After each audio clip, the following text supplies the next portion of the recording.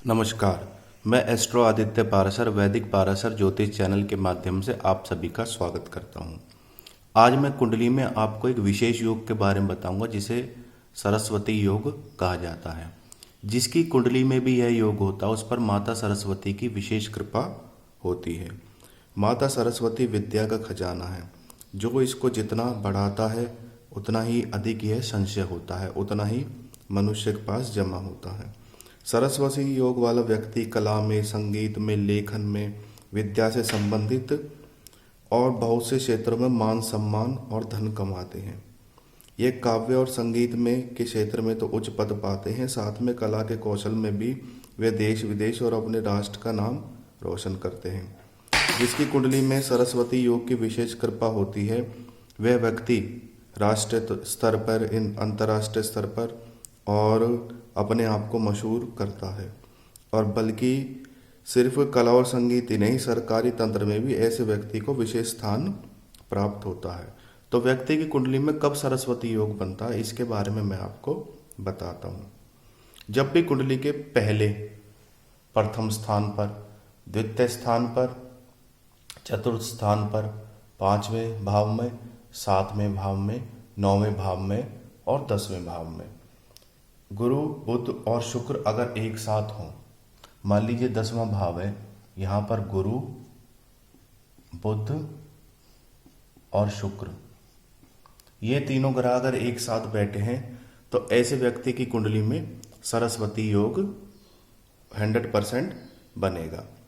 और ये गुरु, बुध और शुक्र इसके अलावा पहले भाव में भी हो सकते हैं, दूसरे में भी हो सकते हैं, चौथे में भी, पांचवें में भी, नौवें में भी। और सरस्वती योग कुंडली में कब बनता है?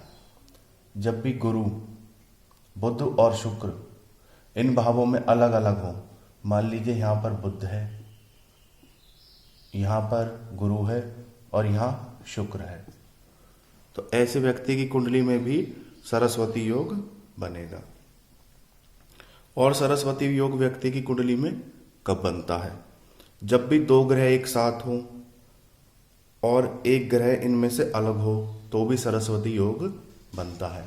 मान लीजिए आपकी कुंडली में बुध और शुक्र ये दो ग्रह एक साथ बैठे हैं और इसके अलावा गुरु ग्रह आपका मान लीजिए सप्तम भाव में बैठा है, परंतु यह अपनी राशि में होना चाहिए, कर्क में होना चाहिए, उच्च का होना चाहिए।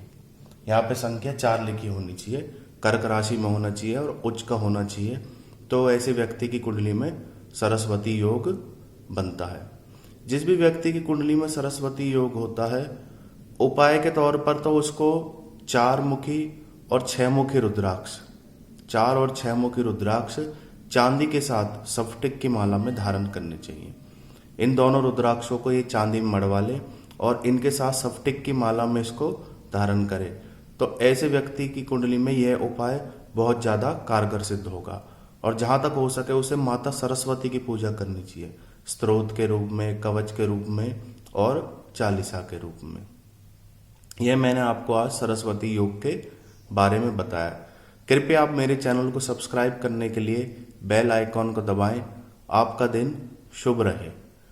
और मैं आने वाले वीडियोस में आपको ज्योतिष में बनने वाले विभिन्न प्रकार के योगों के बारे में भी बताता रहूँगा।